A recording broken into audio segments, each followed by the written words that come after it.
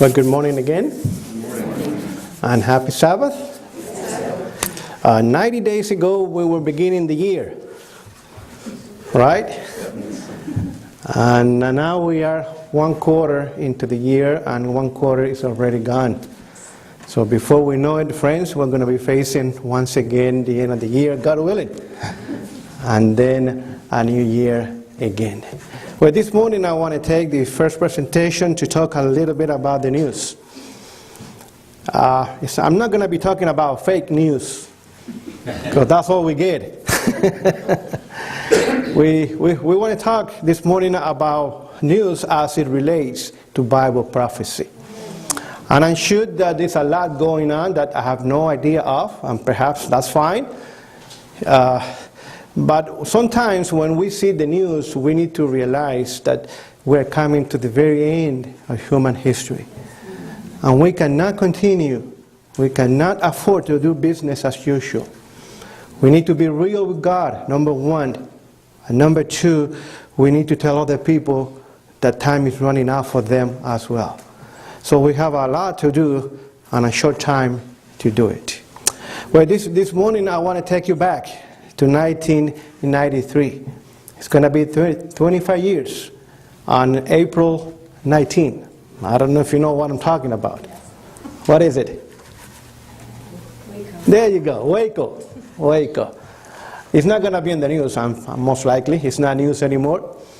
But to me, it's relevant what happened then, because the things that were surrounding the event. And even though it's old news, it's not in the news anymore, it's gone and it's past, we need to realize that what happened then eventually will happen again. To be honest with you, it has been happening here and there all the time ever since. I'm not here to support David Koresh and his ideas. I disagree with him on many issues. However, I agree that he had the right to believe what he wanted to believe. And I believe that he was taken out as long as with 79 people. 22 of them were children. They committed no crime whatsoever. But they were killed. They were murdered by the government. And the people in America didn't care about it. There were too few to begin with. And they were too weird. They were too strange. So it was okay if they were done away with. But I want to take you back for a moment and see what happened then and why it happened. You know, David Koresh, he used to be a Seventh-day Adventist. When he was born in 1959, his mother was 15. She was not married. His father was a drunkard, and he died as such. So he came from a messed up home. And that's point number one this morning. We need to be careful what we're doing with the children. Because sometimes when they become men or women, they have 2 strikes already against them. And that was him. He did not have a loving family, a Christian family. I mean, his mother eventually became a Seventh-day Adventist. And that's how he became a Seventh-day Adventist. Originally, they were Baptist, but they were not attending church. They were not faithful in any way or form or shape. So when he came to the Seventh-day Adventist church and he became a member, he was baptized, he was trying to date the pastor's daughter. And the pastor was not too happy with that idea. And he says, no, you have no chance with my daughter. You have no chance. She's not going to be your wife. And he tried and tried, but he didn't go anywhere. Eventually, he was his fellowship because he got into weird ideas and things like that. And then he moved on to Waco. And there, eventually, he became the leader of that movement there. There's a book written, I don't know if you have seen the book, I haven't seen the book, but I've seen the picture of it, that is called Waco, the Big Lie. And in that book, there's a lady called Linda Thompson, and she died in 2009. She really talked about what happened that day. And not just that very day when they were murdered. What happened for 51 days in that place in Waco, when the government on February 28th came down. He went to the ATF. They want to take him in. And there was a shooting. And 4 officers were shot and killed that day. Interesting, 3 of them have been bodyguard to Bill Clinton. And they knew too much. During the campaign, and going back 1994, he was campaigning for the White House. They were the bodyguard that were assigned to him and his wife. And then eventually they became members of the ATF. And that day, 3 of them were shot and killed by his own people. Torres and his people never shot anybody that day. That was the beginning. And then in April 19th, that was the ending of it. A man by the name of Paul Fata, he was a follower of David Koresh. He says they could have come and take him any time. For example, let me read to you what he says. He says, David Koresh, others, and myself have gone jogging down the road 3 miles from the compound many times. Why wasn't he arrested then? We were off the property several times. And one time he went to town, David, and he bought $50,000 worth of weapons. That's a lot of weapons. Of course, the ATF came around and says, what are you buying so much? Not to him. He came to the guy that owned the shop, the gun shop. And he says, well, he had the money. There's nothing wrong with buying weapons. It's illegal. And he even called David. Said, David, the ATF is here. They want to talk to you. And David said, yeah, tell them to come up and see me. I'm just a few miles away from town. But the ATF said, no, we don't have to talk to him. That's fine. We just want to know that the transaction that took place and so forth. And that was the end of it for some time. However, eventually they came back and they want to take him to prison.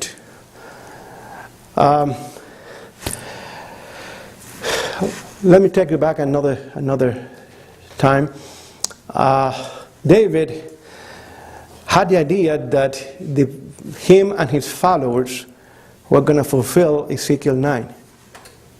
That's why they were buying so many weapons. I mean, they're going to kill the people literally, us, the faithful people, the Seventh-day Adventist people. So they were buying and stocking weapons, hoping that eventually was going to come the time for fulfillment of Ezekiel 9.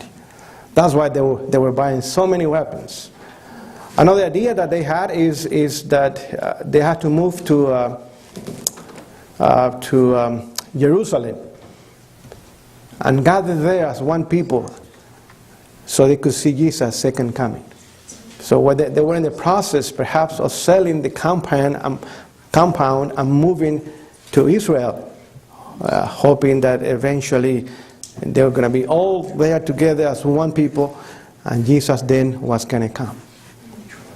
You know that on that day, April 19th, after 51 days of music being played very loudly, every day, every night, lights, and whatever you can think of, then the government moved on. They stormed the place, they burned it to the ground, the people were gassed to death, and then 79 people died that day. And the rest of it is history. A man that was very close to the Clintons, Vince Foster, I don't know if you remember that name. He said, it's not right what happened there. And he was not happy with it. And he was a lawyer. And he had connections in Washington. But he did not know what you and I knew. No. Is that the Clinton, as any other politician today, then and today and even in the future, are puppets. I don't know if I explain myself. They are not presidents, they are not congressmen, they are not senators, they are not judges, they are puppets. And the puppets are just a face that you see, but they don't make decisions. They look good, they dance around, they talk nicely, but they don't make decisions. So when he began to talk about doing something about what happened over there in Waco, you know what happened to him. One day he was found dead. And he did not die in the park where he was found. He died someplace else. And that was the end of Vince Foster. The day after the massacre, on April 20th, President Clinton, in the Rose Garden, in a press conference, said what I'm going to read to you. Again, I want to say, as I did yesterday, I am very sorry for the loss of life which occurred in the beginning and at the end of this tragedy in Waco. I hope very much that others who will be tempted to join cults and to become involved with people like David Koresh will be deterred by the horrible scenes that they have seen over the last 7 weeks. I hope very much that the difficult situation which federal agents confronted there, which they will be doubtless required to confront in other contexts in the future, will be somewhat better handled and better understood because of what have been learned there. So what the president then was trying to say is this. The message is clear. Stay in the mainstream churches of America. Don't join any weird movement around here. If you do, you're going to suffer the same fate that the Branch Davidians. Do not be part of any independent or perhaps self-supported ministry. Just put your money in the till and keep your mouth shut. Do not speak about the second coming of Jesus. Do not talk about the love of God. Don't mention the papacy, of course. And don't even try to preach the three angels' messages. You want to worship God according to the dictate of the Bible? You will be decreed a fundamentalist and treated as a terrorist in the coming conflict. So these are my words. And trying to show you what it was said then to the press and to the media and also to the world, but what he was trying to say is don't join any movement that believes different than the mainstream churches of America. Friends, God has given us a message that is unique. It's not your message, it's not mine either, it's God's message. And it's a privilege to have it. But it's not the message of peace and comfort.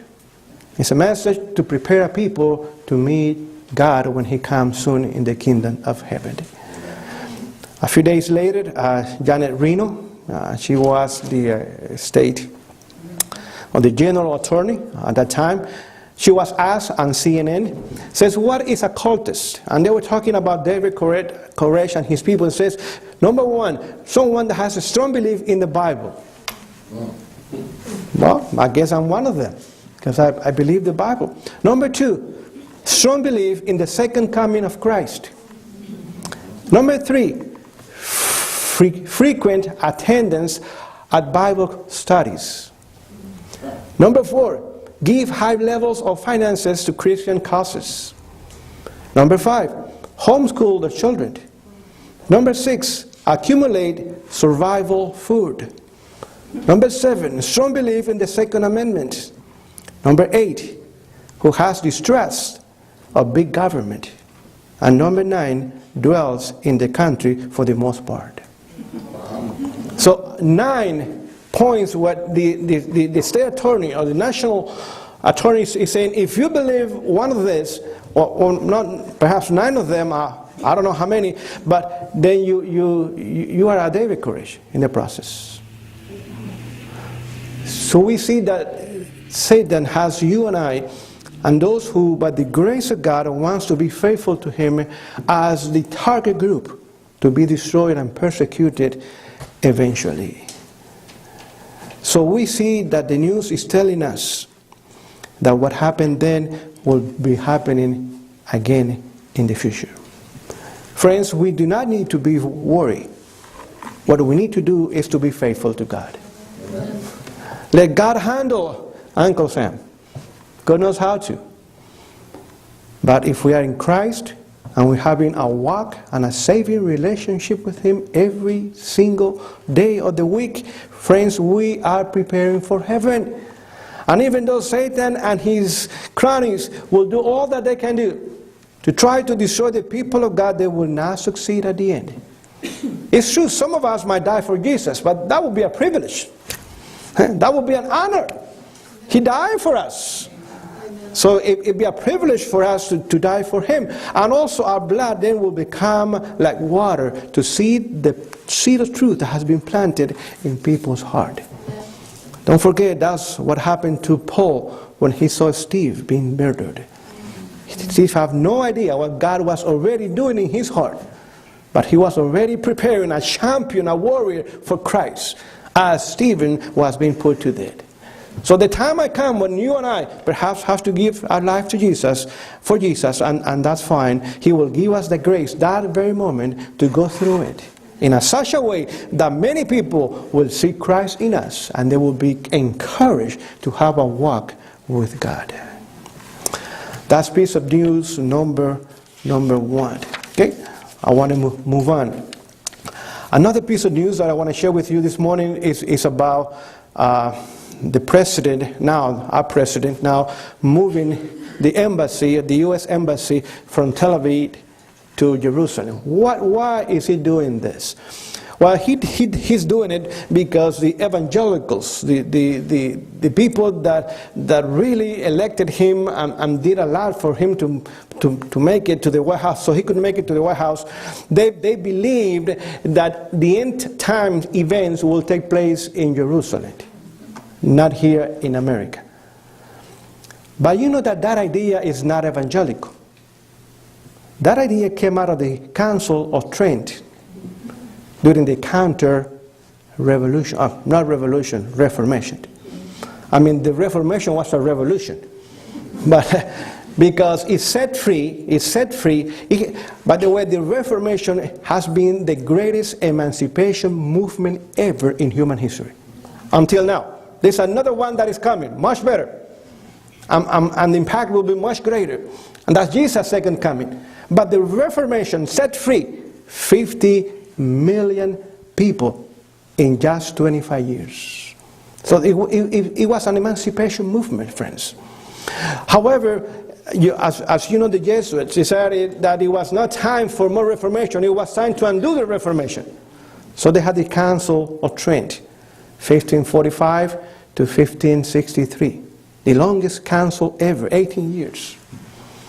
Over there in Italy, in northern Italy, Trent, the city of Trent. And one of the ideas that they came up with is that little horn of Daniel 7 is talking about who? The papacy. And everybody, all the reformers, from England to Germany, from John Calvin in Geneva to the Scandinavian countries, all the reformers had in common one thing. That little horn is the papacy. No doubt about it.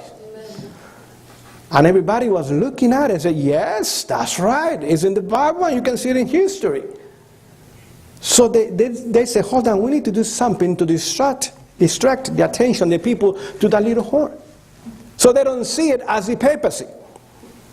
So two Jesuits from Spain, Alcazar, he came with the idea that everything took place during the times of the prophet. That the preterist viewpoint is in the past. Nothing is going on right now. It's already done and over with. We don't have to worry about prophecy. There's no prophecy going on. So that little horn talks about the time of Daniel and Antioch. And that was it. That was the fulfillment of it. Another priest, also from Spain, his name was Rivera, Francisco de Rivera. He says, no, it's in the future. So they take the last week of Daniel 9, you know, the 70-week prophecy, You have 7 weeks and 62 weeks and then another week, 70 weeks, right? Then the last week, he put it right into the future. For no reason whatsoever, even today. There's no reason. You talk to them, what about that week of prophecy in the future? Well, it's in the future because it's in the future. But why is in the future? Because it's the future. And that's it. There's no reason for it, even today. And it says that last week is going to be taking place in the future. Then, and only then, not right now, there's nothing going on in the present, then the little horror will take place. Someone in Europe will rise up and he will become a famous leader, and then he's going to be friends with the Israelites and the people of Israel for 3.5 years, and then he's going to become an enemy to them. But in that process, the temple has to be rebuilt in Jerusalem.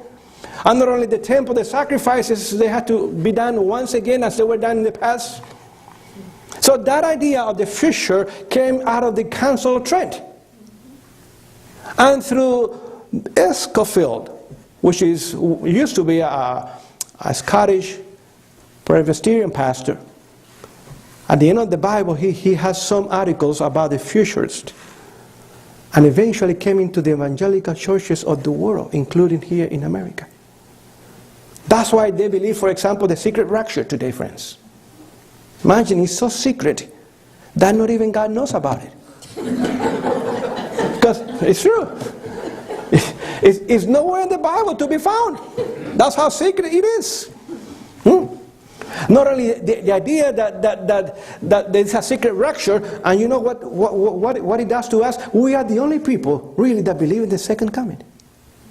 When you talk to the evangelicals, good people, and God has a lot of people there, friends. A lot of them are still there, not here, are there. They are not preparing for the second coming. There's no preparation spiritually or physically for Jesus' second coming. They're believing that when the difficult time comes, they're going to be taken to heaven. So, they're having fun in churches. They're having a wonderful time. They're not going to be here through the tribulation. They're going to be up in heaven. Imagine when they find out that time has come and they're not ready. You will have millions of sincere people that have been deceived. No spiritual preparation whatsoever. And no physical preparation at all. And they will be in a crisis that they never thought they were going to be facing. So we are the only people that believe that Jesus is coming, and He's coming soon for the second time. If you go to the Catholics, they believe that you have to die to go to heaven. So they are not preparing for Jesus' second coming. We are the only people that really believe in Jesus' second coming, and He's coming soon. Amen. Not only that, if they are not raptured, when the rapture takes place, they have 7 years to prepare. So they have a second chance. That's not where in the Bible. We don't have no second chances. We have one chance. And we better use it wisely. So if you don't go with the first group, don't forget there's another group that then you can go with.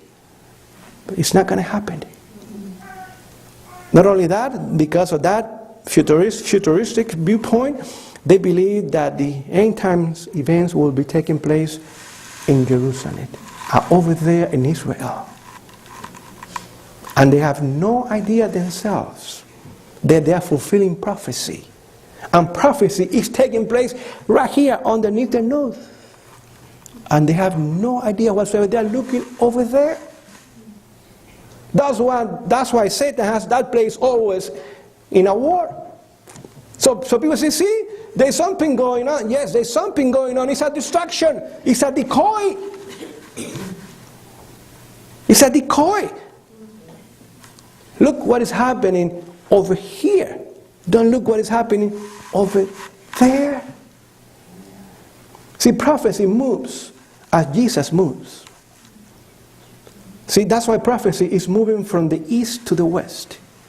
Because in the sanctuary, Jesus is moving from the east to the west.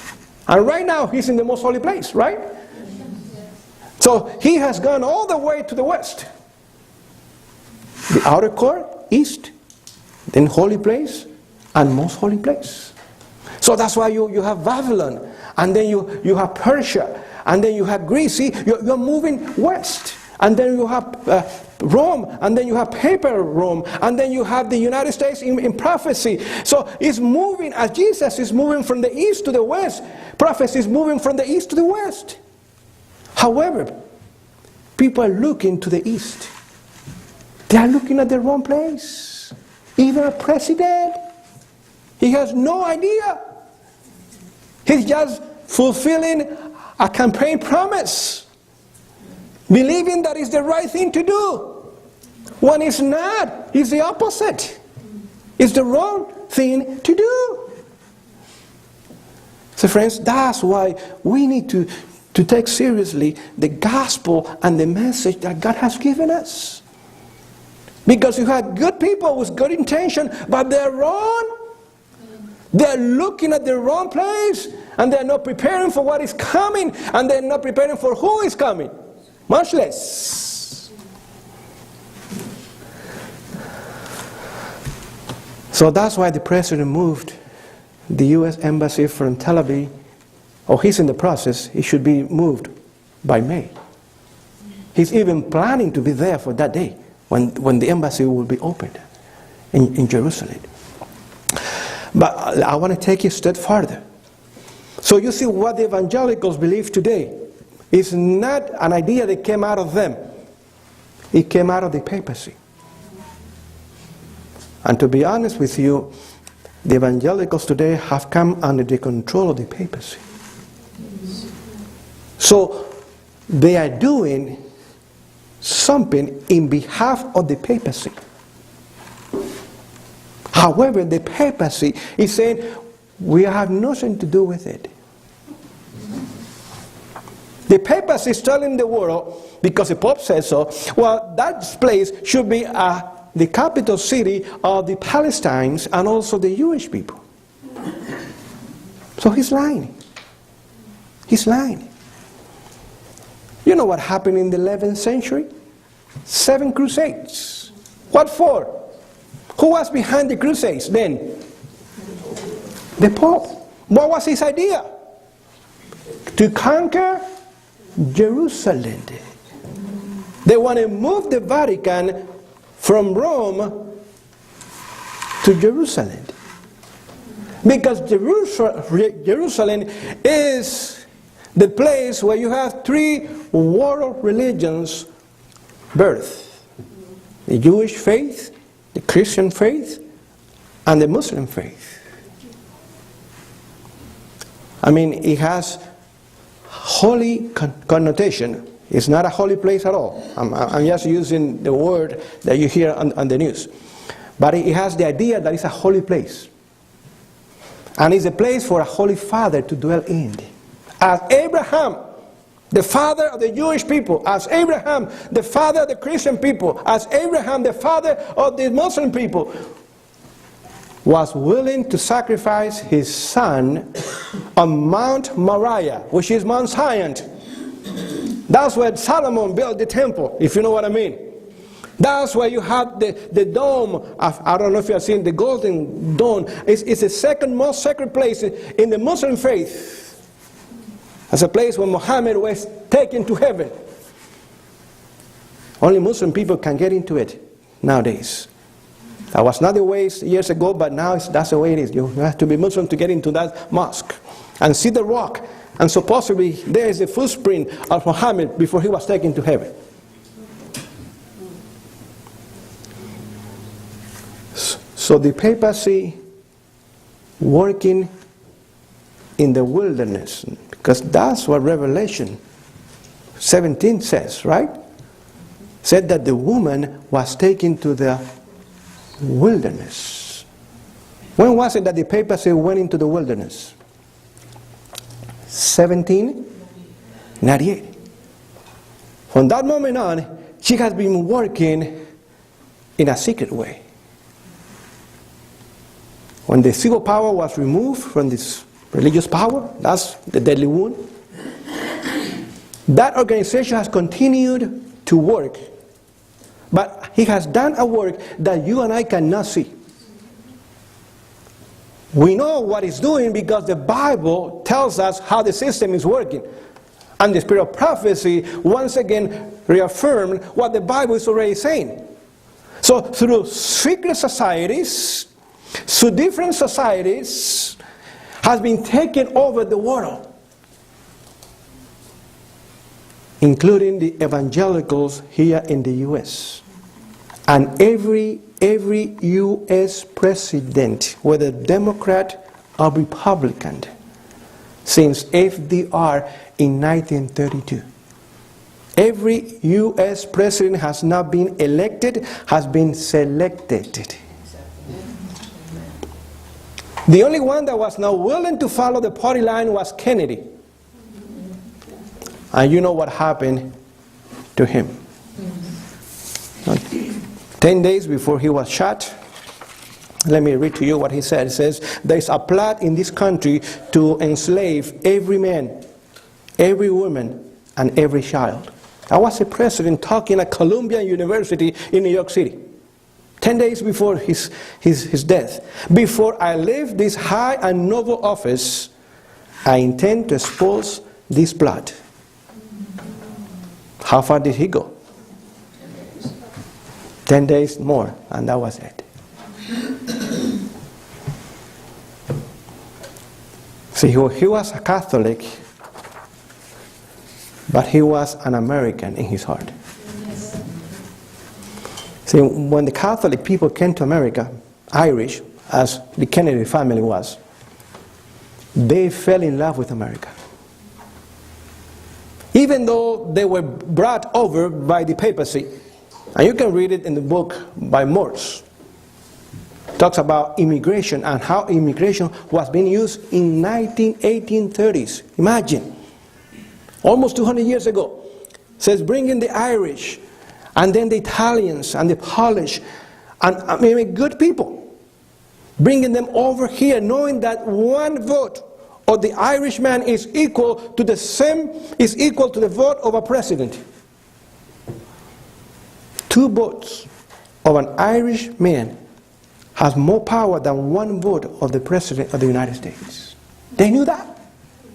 So by flocking the country with Catholics, they were expecting to take control of the country right away. However, when the Catholics came to the U.S., they fell in love with the country. People were nice. There was prosperity. There was freedom. And they enjoyed the freedom as much as you and I did. And they said, no, well, we're not going to go along with their plan. We're going to defend America. And they became Americans. And even when one of them became president in 1961, he said, no, I'm not going to follow the Pope. I'm going to follow the Constitution. You know that he went to Dallas, September 1960, and he had a meeting with over 500 Baptist preachers in Dallas. And that's what he said. I'm not going to follow the Pope. Let's make a deal. Because they were kind of, at that time there was Protestants in this country. They were kind of scary. I'm a Catholic going to the White House. I'm not sure I want to do that. He says, don't fear. I'm not going to follow the Pope. I'm going to follow the Constitution. However, you have to, let's make a deal. Don't tell the people how to vote. Let them decide. So I'm going to be faithful to the Constitution. You also be faithful to the Constitution. Don't tell your people how to vote. And that was a deal. When he became president, he wanted to dismantle the CIA, for example. Because the CIA means it's Catholics in action. That's the meaning of it. That's not what the news says, but that's what it is. The guy that founded the CIA was Wild Bill. And in 1949. And he was a staunchly Catholic man. Because of what he did, founding the CIA, the Pope gave him, when he died, there was a special mass for him. Requiem mass. That only bishops, no priests, Only high-ranking official in the Catholic Church can perform. And that's a Mass when you have gone beyond your regular duty for the church. Do you know who else got another request Mass? Reagan, when he died. And he never said that he was a Catholic. But he was given a high-ranking official Mass when he died. Because he had gone beyond regular duties for the church. And sometimes people are so proud of him because he was so American. Friends, let's open our eyes. It's true, he knew what to say and how to say it. But he was being used and manipulated by Rome. By Rome. Okay. So, he wants to dismantle the CIA, for example. He says, we have no business being in Vietnam. What are we doing there? We're there because Cardinal Spellman wants us to be there in Vietnam, defending the Catholic Church. But we have no business. Bring them home, bring the boys home. And he was printing money, as the Constitution said that the government can do, without depending or going to the Federal Reserve Bank. Take into account the Federal Reserve Bank is not federal. It's as Federal Express, if you know what I mean. It has nothing to do with the government, friends. It's just a name. It's just a name. It's a private institution run by 12 banks in the world. And he was willing to do that and says, no, we cannot allow him to be around for too long. And they got rid of him.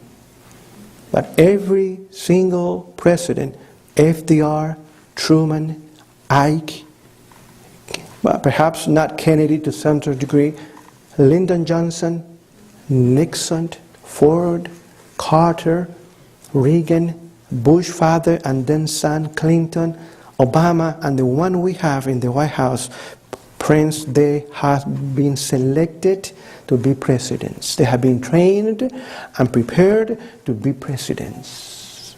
And if we have another one coming in the future, it will be the same thing again. That's why the president is moving the embassy. Because he's fulfilling campaign. However, in the process, he's doing the work in behalf of the papacy. And who's been blamed for it? The United States. Who has clean hands? The papacy. They say, you know, it's for both groups, you know, Arabs and Muslims, and Jewish. He's lying. He is lying. You know, World War II, what did the papacy do to the Jewish people? Through Hitler. 6 million of them. See, the Jewish people have never come under the full control of the papacy. And even though in the past they have been persecuted and, you know, they were placed in ghettos.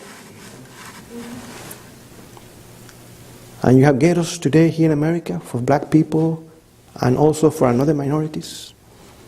It's not a good place to be in. It's a good place to be from. And those places have been created for the purpose of keeping the people slave and oppressed and poor, with no mind to think, depending on Uncle Sam.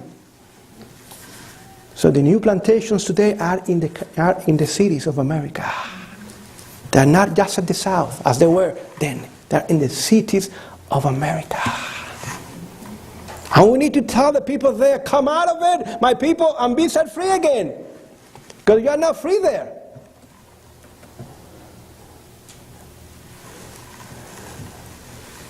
So 6 million people dead. Because the papacy using Hitler. Don't forget he was a Catholic. And he was not only a Catholic, he said, my organization is the closest organization that is following the Jesuit institution. So the Nazi party, what was the name of it? It's a German nationalist social workers, German workers, or something like that. I lost my thread of thought. In Germany. So it was not a right wing, as the media wants us to believe, that the Nazi Party was a right wing institution. It was the other way. It was a socialist institution.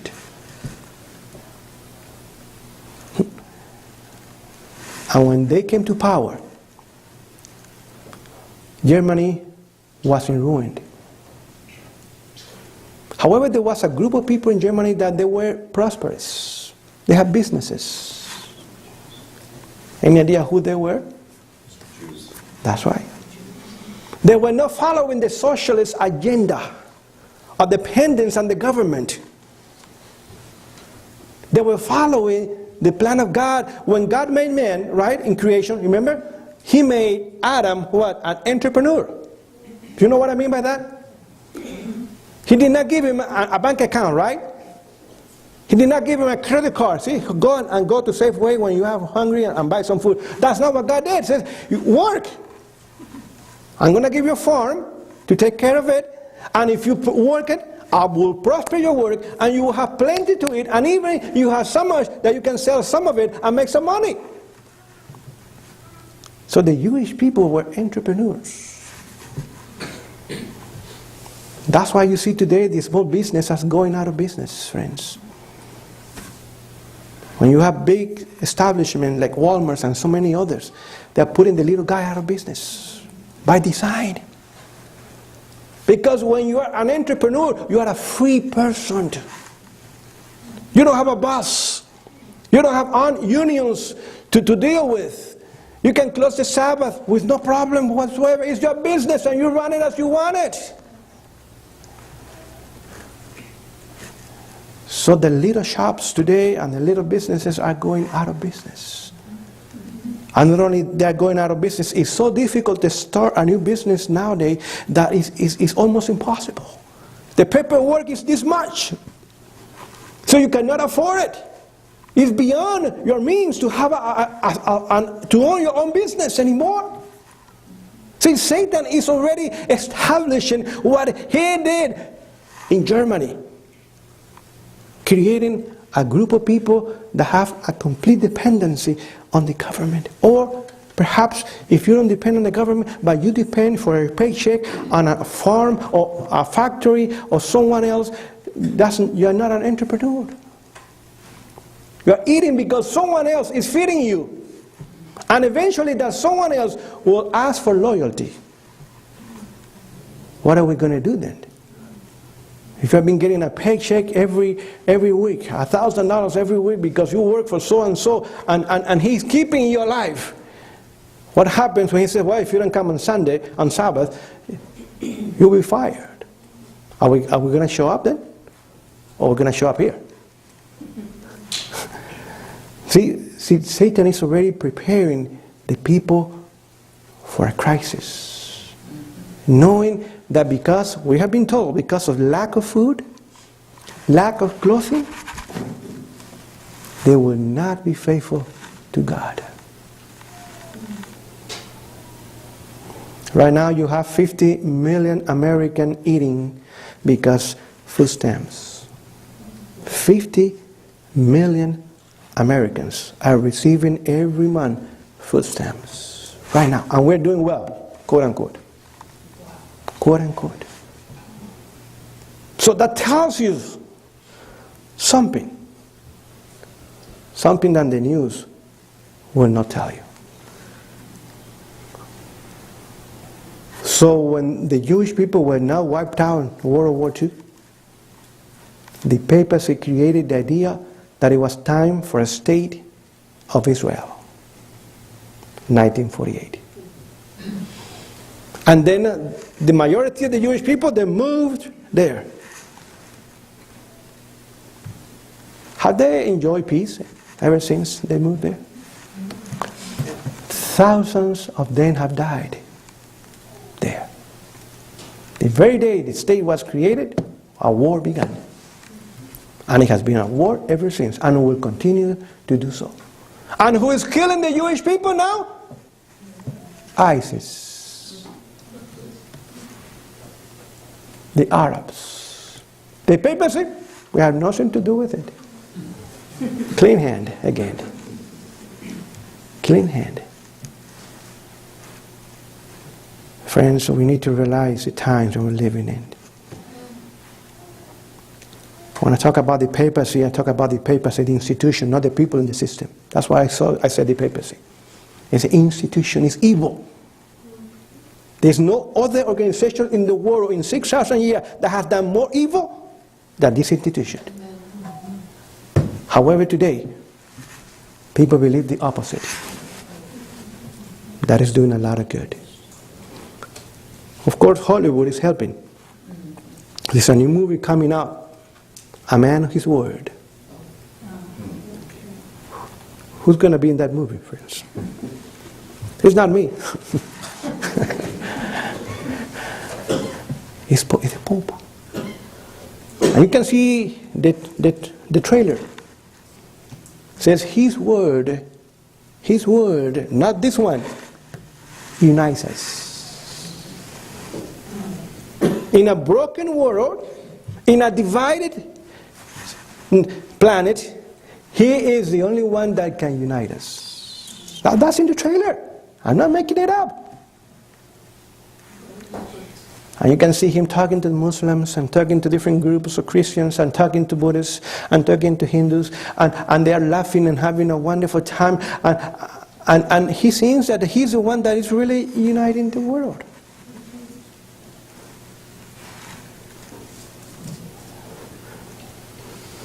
As the world is falling apart, because the world is polarizing right now. I mean, this nation is more divided today than the Civil War movement in the 1960s. It's divided by race, again. It's divided by gender, if you know what I mean. And you have 53 genders now. And the number is increasing, I'm sure. Just about every day. It's divided by the have and the have not. On economics, divided by education, divided by immigration, divided by religion, divided by politics more than ever before. And Jesus said, a kingdom that is divided cannot. So you and I need to realize that we are just one step away from seeing the collapse of America. Our president is not going to make it greater. He's going to make it fall. By design. It's not his design, by the way. But he's a face that we get to see every day. Jesus said a divided house cannot stand. Will fall. So if you have a divided house at home, it's time to fix it. Because he's not going to make it to the end. Amen. We need Jesus to bring us together as one and keep us one, as one.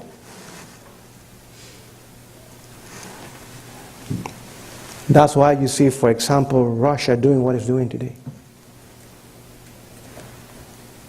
It's becoming once again a dictatorship. China, talking about the big countries in the world. India. You have a leader that is there, and he will continue to be there for who knows how long. Because the world is polarizing.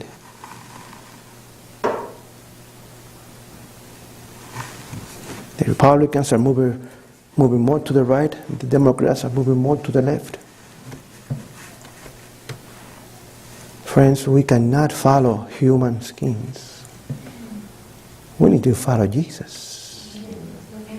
If you hitch your wagon to any human organization, it's not going to make it. Unhinge it. Let's abide in Christ. He's the only one that can make us be happy, and then give us a place in heaven. What more can I say about the news? Well, my time is up. It's 10:30. Perhaps one more. That's to give you an idea. It's a famous movie just came out. Black Panther. And it's a movie that the people have gone to see perhaps like a few other movies. Very famous movie. However, that movie is a movie that is preparing the black folks in this country for a revolution. Yes. I haven't seen the movie, but I read about it enough, perhaps to know what the movie is all about. It's about a king in Africa, and he died, and then his son became the king, of course. And then there's a big revolution. That movie is telling the black community in America, it's time that you go back to your African roots. And the movie, the African root means sorcery and witchcraft. The dead king now is leading the nation through his son. And the son is talking to his father that is dead all the time for counsel. And his mother is talking to her husband that is dead and asking for counsel and guidance. And the counsel they're getting is good, because the kingdom is prospering, is moving forward. Does the Bible condemn talking to the dead? Yes.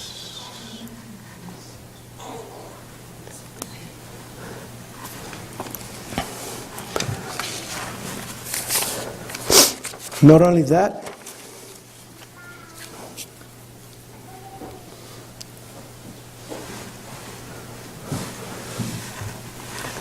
the movie is saying what the Pope is saying. It's a globalist movie. He's saying it's not time to build walls, it's time to build bridges. Who said that before the movie did? The Pope. By the way, once again, friend, the Pope is lying. Because when he went to Mexico and he told the Mexican people, there's no need for a wall here among you and the United States, but he's in a city, Vatican City, it's a walled city. And it was built over 600 years ago to protect the papacy from the Muslims that were coming into Europe. He's a liar, friends. When I talk to my brothers and sisters in the Spanish community, they said, don't fall for him. He's not for you. He's a liar. He's in a walled city, well protected and taken care of. But he doesn't want America to have a wall. What a liar. What a liar.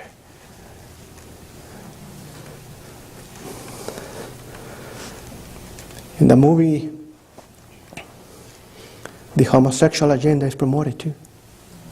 Inclusiveness.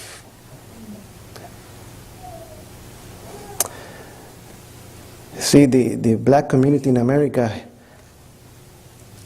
the root of it is not in Africa, even though they came out of Africa. It's Christianity. Christianity. The movie is telling them, forget Christianity.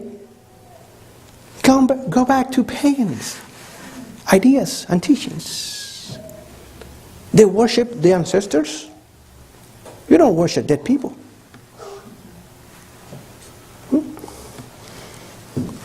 That's why they're dressing like Africans today.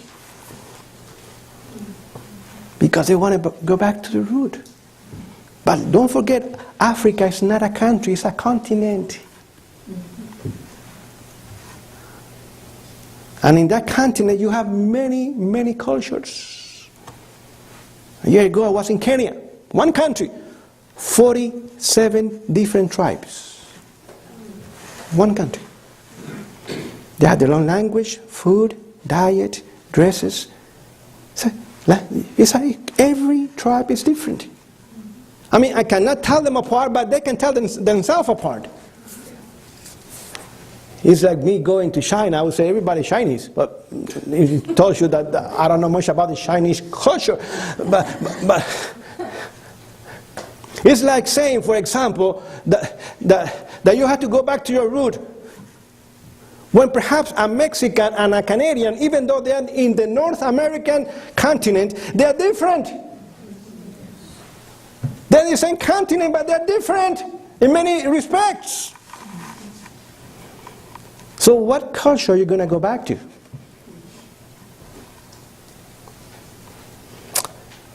It's also promoting the wrong kind of music.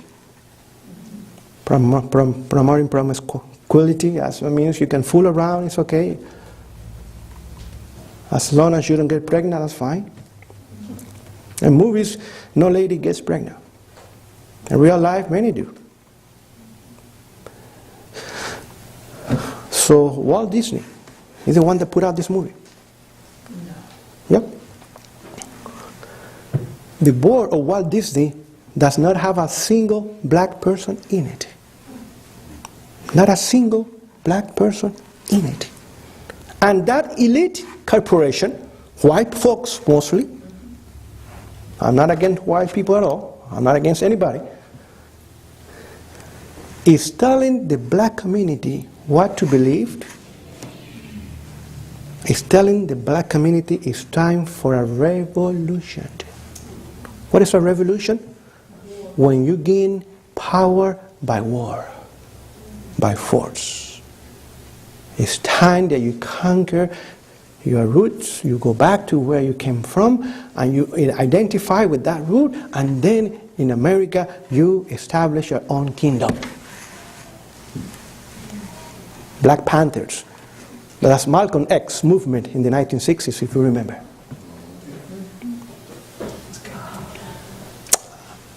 And he was the one telling the people it's time to do whatever we have to do. We have to clean house.